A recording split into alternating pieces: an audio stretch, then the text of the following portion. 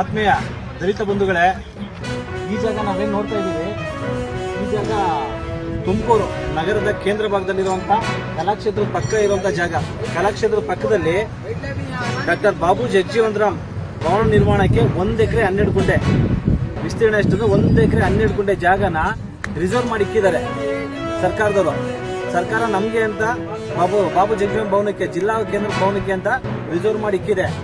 ಆದರೆ ಕೋರ್ಟಲ್ಲಿ ಇಳಿಸಲದ ಪ್ರಕರಣಗಳಿವೆ ಅಂತ ಹೇಳ್ಬಿಟ್ಟು ಇಲ್ಲಿವರೆಗೂ ಇದನ್ನ ತಳ್ಳಾಕಂಡೆ ಬಂದಿದ್ರು. ಆ ಕಾರಣಕ್ಕೋಸ್ಕರ ಇದು ಹಂಗೆ ನೆನೆ ಬಿದ್ದು ತಿಪ್ಪೆ ಆಗಿಬಿಟ್ಟಿದೆ. ನೋಡ್ರಿ ಶೌಚಾಲಯ ಆಗಿದೆ, ಇಲ್ಲಿ ತಿಪ್ಪೆ ಆಗಿದೆ. ಈ ಕಾರಣಕ್ಕೋಸ್ಕರ 2012-13 15ರಲ್ಲಿ ಪಾಣಿ ಆಗಿತ್ತು. ಅದಕ್ಕಿಂತ ಹಿಂದೆಯಿಂದ ಹೋರಾಟ ಮಾಡಿ ಈ ಜಾಗಕ್ಕೋಸ್ಕರ ಕೇಳಿದ್ದು. ನಾವು ಇದ್ರ ಎಲ್ಲಾ ಕ್ರೆಡಿಟ್ ದಲಿತ ಸಂಘಟನೆಗಳ ನಾಯಕರಿಗೆ ಮಾತ್ರ ಸಲ್ಲಬೇಕು. ಯಾಕಂದ್ರೆ ಯಾವುದೇ ರಾಜಕಾರಣಿಗಳು ಇಲ್ಲಿವರೆಗೂ ಈ ಜಾಗ ಐತೆ ಅನ್ನೋದಕ್ಕೆ ಅವ್ರಿಗೆ ಗೊತ್ತೇ ಇಲ್ಲ. ಅವ್ರು ಯಾವ್ದು ಈ ಸುಳಿವೇ ಇಲ್ಲ ಈ ಜಾಗ ಇದೆ ಅನ್ನೋ ಇದಕ್ಕೆ. ನಾವು ಹೋರಾಟ ಮಾಡಿ ಇಲ್ಲಿವರೆಗೂ ಪಾಣಿ ಮಾಡಿಸಿದೀವಿ, MR ಮಾಡಿಸಿದೀವಿ, ಮತ್ತೆ ಜಾಗನ ಹಂಗೆ ಉಳಿಸ್ಕೊಂಡ್ ಬಂದಿದೀವಿ. ಆದ್ರೆ ಇಲ್ಲಿವರೆಗೂ ಸರ್ಕಾರ ಆಗ್ಲಿ ಮತ್ತೆ ಜಿಲ್ಲಾಡಳಿತ ಆಗ್ಲಿ ಈ ಕಸ ಎತ್ತ ಒಂದೇ ಒಂದು ಸಣ್ಣ ಕೆಲಸನೂ ಅವ್ರ ಕೈಲಿ ಮಾಡಕ್ಕಾಗಿಲ್ಲ. ಈ ಕಸನೂ ಎತ್ತಕ್ಕಾಗಿಲ್ಲ ಅವ್ರ ಕೈಲಿ. ಆ ಕಾರಣದಿಂದ ಈಗ ನಾವೇನ್ ಮಾಡ್ತಾ ಇದೀವಿ ಅಂತಂದ್ರೆ ಮಾರ್ಚ್ ಮುಂದಿನ ತಿಂಗಳು 6ನೇ ತಾರೀಕು ಬಜೆಟ್, ಕರ್ನಾಟಕ ಸರ್ಕಾರದ ಬಜೆಟ್ ಅನೌನ್ಸ್ ಆಗ್ತಾ ಇದೆ. ಆ ಬಜೆಟ್ ಒಳಗೆ ಈ ಒಂದು ಭವನ ನಿರ್ಮಾಣಕ್ಕೆ ಬೇಕಾಗಿರುವಂತ ಎಲ್ಲ ಹಣಕಾಸನ್ನ ರಿಸರ್ವ್ ಮಾಡಬೇಕು, ಮೀಸಲಿಡಬೇಕು ಅಂತ ಹೇಳ್ಬಿಟ್ಟು ಎಲ್ಲರಿಗೂ ಕೇಳ್ಕೊಂತ ಇದೀವಿ. ಮತ್ತೆ ಇದಕ್ಕಿಂತ ಹಿಂದೆ ಜಿಲ್ಲಾಡಳಿತ ಕೊಟ್ಟಿದ್ದೀವಿ ಮನವಿನ. ಮಾನ್ಯ ಜಿಲ್ಲಾ ಉಸ್ತುವಾರಿ ಸಚಿವರಾದಂತಹ ಡಾಕ್ಟರ್ ಜಿ ಪರಮೇಶ್ವರ್ ಕೊಟ್ಟಿದ್ದೀವಿ. ಇದು ಮಾಡಲೇಬೇಕು, ಇದು ತುಂಬಾ ಜರೂರಿ ಇದೆ. ಎಲ್ಲಾ ಸಮುದಾಯಕ್ಕೂ ಭವನಗಳಿವೆ. ಪ್ರತಿಯೊಂದು ಸಮುದಾಯಕ್ಕೂ ಸಣ್ಣ, ಈಗ ಇಡೀ ಜಿಲ್ಲೆ ಒಳಗೆ, ಇಡೀ ರಾಜ್ಯದೊಳಗೆ ಅತ್ಯಂತ ದೊಡ್ಡ ಜನಸಂಖ್ಯೆ ಆಗಿರುವಂತಹ ಮಾದಿಗರಿಗೆ ಒಂದು ಜಿಲ್ಲಾ ಕೇಂದ್ರದಲ್ಲಿ ಭವನ ಇಲ್ಲ. ಆದ್ರೆ ಇದಕ್ಕೆ ನಮ್ಗಿಂತ ಸಣ್ಣ ಸಮುದಾಯಕ್ಕೆ ಭವನಗಳು ಕಟ್ಟಿಕೊಟ್ಟಿದ್ದಾರೆ. ಅವ್ರ ಮೇಲಿರೋ ಪ್ರೀತಿ ನಮ್ಮ ಮೇಲಿಲ್ಲ ಅನ್ಸುತ್ತೆ.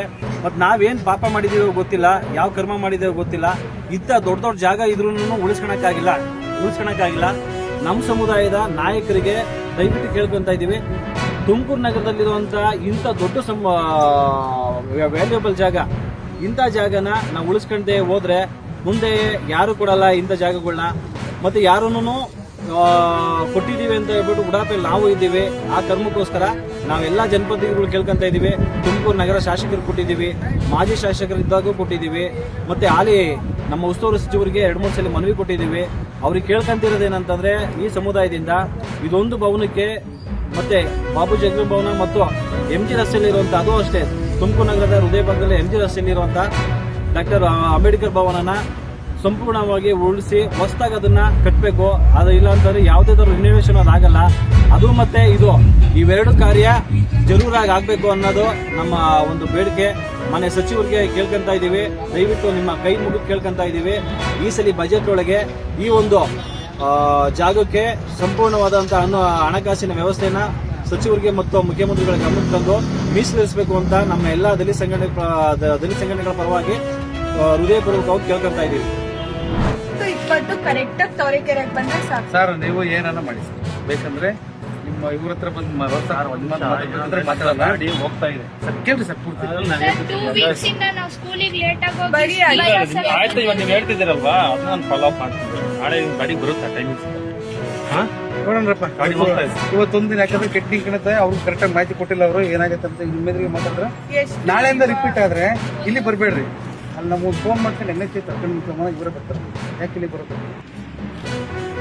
ಒಂದ್ 7-8 ಸತಿ ಅಂತೂ ಸ್ಟ್ರೈಕಿಗೆ ಬಂದಿದೀವಿ. ಯಾವಾಗ ಬಂದ್ರು ಗಾಡಿ ಸಮಸ್ಯೆ ಆಗಿಲ್ಲ. ಒಂದ್ ನಿಮಿಷ ಹೇಳ್ತೀನಿ ಕೇಳಿ.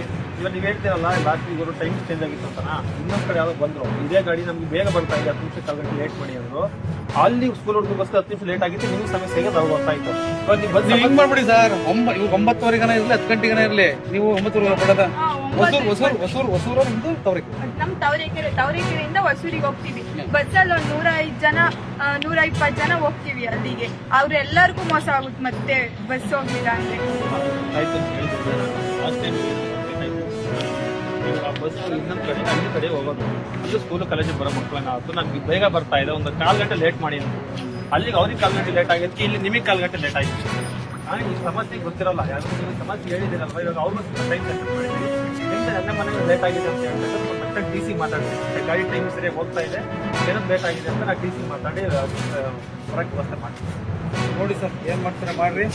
8:50ಕ್ಕೆ ನಾಳೆಯಿಂದ ಬಸ್ ಬರುತ್ತೆ. 8:50 ನಾಳೆ ಬಸ್ ಬಂದಿಲ್ಲ ಅಂದ್ರೆ ತಾವರೆಕೆರೆ ಒಳಕ್ಕೆ ಬಸ್ KSRTC ಬಸ್ಗಳನ್ನ ಬಿಟ್ಕೊಂಡ್ಬಾರ್ದು. ಅವ್ರು ಯಾವ ಟೈಮ್ಗಾರ ಬರಲಿ ಡ್ರೈವರ್ಗಳು ಅವ್ರು ತಪ್ಪಲ್ಲ. ಅವ್ರು ಹೇಳಿದ್ರು ಅವ್ರಿಗೆ ಅವ್ನು ಏನಾಗುತ್ತೆ ಅಂತ ಸಮಸ್ಯೆ ಇವ್ರಿಗೆ ಹೇಳಿಲ್ಲ ಅವ್ರು. ನೋಡಿ ಸರ್ ಈಗ ಸರ್ ಇಷ್ಟು ಜನಕ್ಕೆ ಸಮಸ್ಯೆ ಇಲ್ಲ. 120 ಹುಡುಗರು ಅಂದ್ರೆ ನೀವು ವಿಚಾರ ಮಾಡಿ ಒಂದು ಖಾಲಿ ಬಸ್ ಕರ್ಕೊಂಡು ಬಿಟ್ಕೋಬಹುದು. ಅವರೇ ನಮ್ದು ಭೂತಬಹುದು ನಮ್ಮ ರೋಡ್ ಸಮಸ್ಯೆ ಅದಕ್ಕೆ 200 ಅಂತ ಮಾಡ್ಲಿ ಅಧಿಕಾರಿ ಮಾಡಪ್ಪ. ಹೇಳ್ತಿರಲ್ಲ ಮತ್ತೇನ್ ಮಾಡ್ತಿದ್ದೆ ನೀನು 200 ಅಂತ ಹೇಳ್ತೆ ಮತ್ತೆ ಹುಡುಗರು ಇಲ್ಲಿ ಏನ್ ಮಾಡ್ತಿದ್ದೆ ಮತ್ತೆ ನೀನು? ಹೇಳ್ಬಿಟ್ಟು ನಾವು ಸಿರಾ ತಾಲೂಕಿಗೆ ಬಂದ್ಮೇಲೆ 90% ಕನೆಕ್ಟಿವಿಟಿ ಬಗ್ಗೆ ಗೊತ್ತಾ ಕೊಡ್ಬೇಕು ನಿಮ್ ಕೆಲಸ ಕೆಲಸ ಬಂದ್ಮೇಲೆ ಮಾಡ್ತಿದ್ದೀನಲ್ಲ ಸರ್. ನಾನ್ ಬಂದ್ಮೇಲೆ ಮಾಡ್ತಿದ್ದೀನಲ್ಲ. ನಾವು ಬಂದ್ಮೇಲೆ ಸ್ವಲ್ಪ ನಾವಲ್ಲಿ ಅದನ್ನ ಹೇಳ್ತಿರೋದು ನಾವು ಸಿರಾ ತಾಲೂಕಲ್ಲಿ ನಾವು ಗೌರ್ಮೆಂಟ್ ಎಂಪ್ಲಾಯ್ ಅಪ್ಪ ನಿನ್ನ ಕೆಲಸ ಮಾಡಿ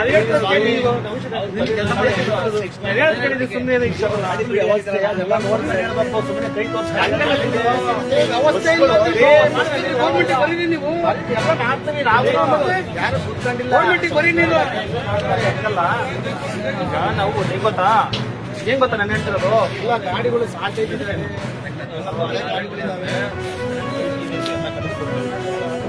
ಏನಾಗುತ್ತೆ ಒಂದ್ ಟೈಮಲ್ಲಿ ನಿಂದೇನ ಕೆಲಸ ನಿಂದು ನಮ್ದು ಕೆಲಸ ನಿಂದೇನ ಕೆಲಸ ನಾನು ಮಾತಾಡ್ತೀನಿ ಅವ್ರ ಹತ್ರ. ಆಯ್ತಪ್ಪ. ನಿಂದೇನ್ ಕೆಲಸ ಹೇಳು? ನಾವು ಡಿಪಾರ್ಟ್ಮೆಂಟ್ ಕೆಲಸ ಇದೆ ನಿಂದು.